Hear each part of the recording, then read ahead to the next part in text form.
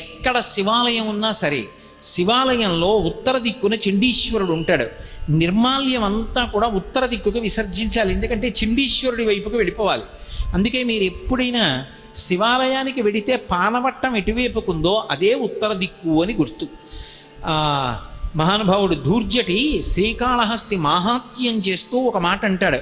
ఉదయగ్రావము పానవట్టము అభిషేకో తత్ప్రవాహంబు వార్ధి ధరిధ్వాంతము ధూపధూమము జలదీప ప్రభారాశి కౌముది తారానిబహంబులద్భుత సుమంబులుగా తమోదూత సఖ్యతమై సీత గభస్తి బింబ శివలింగం ఒప్పి ప్రాచీదిశన్ అంటాడు. దేవతలు చేసినటువంటి అభిషేక జలాలన్నీ ఉత్తర దిక్కున సముద్రంగా పడిపోయాయి అంటాడు. శివ నిర్మాల్యం అంతా కూడా ఉత్తర దిక్కుకు విసర్జిస్తారు. పూజ మొదలు పెట్టగానే ఉత్తర దిక్కుగా నిర్మాల్యం తీస్తారు. కారణం ఏమిటంటే అది చండీశ్వరుడికి దక్కాలి అని.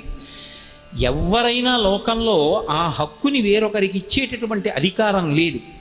నేను భోజనం చేస్తే నేను భోజనం చేసినటువంటి పాత్రలో మిగిలినటువంటి పదార్థాన్ని నేను ఇవ్వకపోయినా సరే తినేటటువంటి అధికారం సహజంగా ఎవరిది అంటే నా ఇల్లాలిది, నా భార్యది సహజమైన అధికారం. ఆమె నన్ను అడగక్కర్లేదు.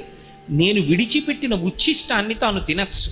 కానీ ఒక్క శంకరుడు మాత్రం లోకములకన్నింటికీ అధినాయకుడైనప్పటికీ మాతాచ పార్వతీదేవి పితాదేవో మహేశ్వర అని లోకములకంతటికీ తండ్రి అయినప్పటికీ పార్వతీదేవికి సహజంగా ఉండవలసినటువంటి అధికారాన్ని కాదని తను తినగా మిగిలినటువంటి పదార్థాన్ని తినేటటువంటి అధికారాన్ని చండీశ్వరుడికి కట్టబెట్టి చండీశ్వరుణ్ణి తన కుటుంబంలో ఒక సభ్యుడిగా చేసుకున్నాడు. అంటే పరమశివుని యొక్క అనుగ్రహము, ఆయన ఔదార్యము ఎంత స్థాయిలో ఉంటుందో ఎవరు ఊహించలేరు.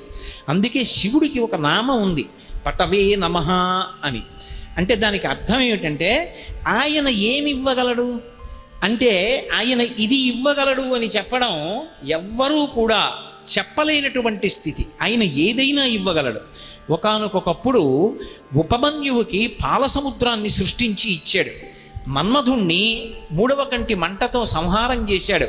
యమధర్మరాజు గారిని ఎడమకాలితో తన్ని పడగొట్టాడు. త్రిపురాసురుల్ని ఒక్క బాణంతో పడగొట్టాడు. గజాసురుణ్ణి త్రిశూలం మీద పెట్టి సంహారం చేశాడు. అనుగ్రహించి ఆ ఏనుగు యొక్క తోలు ఒలిచి కట్టుకున్నాడు. ఒకానొకప్పుడు వ్యాఘ్రాన్ని మునులు ప్రయోగిస్తే అవలీలగా ఎత్తి పైకెత్తి పట్టుకున్నాడు. ఆయన చెయ్యలేనటువంటి కృత్యములు లేవు, అద్భుతమైనటువంటి చేష్టితములు.